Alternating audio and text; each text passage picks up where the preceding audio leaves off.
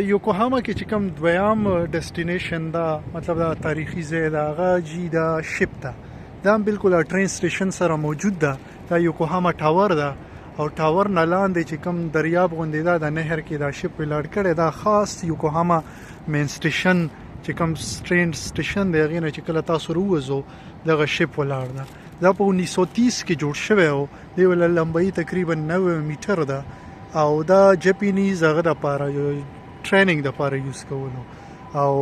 آرمی چې کوم هغه او مطلب دا ترانسپورټیشن هم دورف د پاره به دا یوز کولو دا په ورلد وار 2 کې یوز شوی دا خو سي پرمننټلی دا هغه کړی دا مطلب دا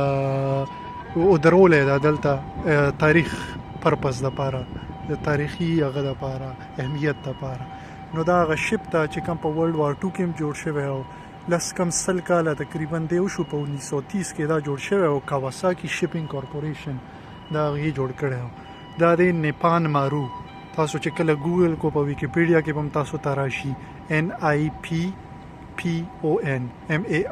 نیپان مارو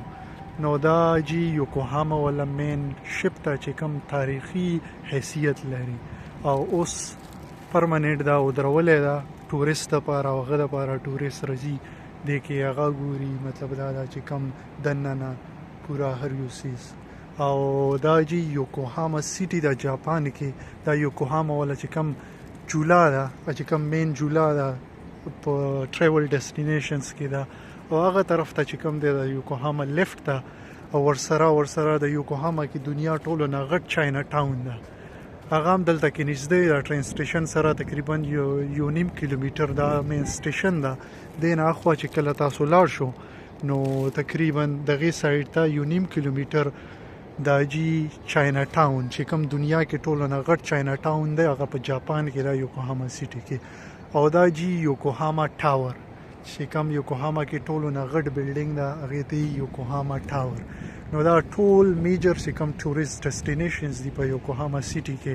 دا ټول په یو ځای باندې راغونډ شوي دي یو څو نور باغونه هم دي هغه هم ریډ بریکس بلډینګ ده هغه هم تقریبا دلته کې نږدې ده چې کوم جولا ده دینه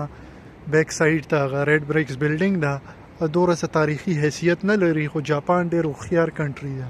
دا ټوریست ځان دپاره اټریکټ کوي زه هغه سایډ ته تللی وم هغه بلډینګ په تقریبا 1900 کې جوړ شوی او مطلب دا 120 سال راوند اباوت دا غي بلډینګ کیږي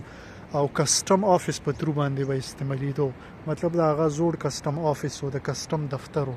خو اوس چې کوم دا هغه مین ټوریست ډیسټینیشنز کې چولې تاسو د جاپان د ټوریست چې کوم ځان ته اټریکټ دی او خيارتوب ته وګورئ او پته نشته زموږ سره دومره تاریخي ډیسټینیشنز دي چې هغه زرګاو کاله اولډ تاریخي ډیسټینیشنز دي او مونږه بیخي ځان غل کړی دی او دنیا ته ایکسپوژر نه غکو کانی ټوریزم سره کافی سرمایه راځي ون تاسو پېښور کې وګورئ کې سخوانه بازار او دا کې سخوانه بازار ډیر زوړ بازار ده کاروانز برتلو او هغه دلته کې به سټې کوله او کیسې به یو بل تاسو نه کوله خو مونږه فایده نه اخلو دینه علاوه تخبی کنټرات هغه بودیزم ولا سنټرو د دنیا تقریبا پهله یونیورسيټانو کې چې کوم دا هغه د غلطه کې جوړ شوی و نو الله تعالی د بمون باندې رحم وکي او دا وجي تاسو د پاره یوکوهاما سیټي جاپان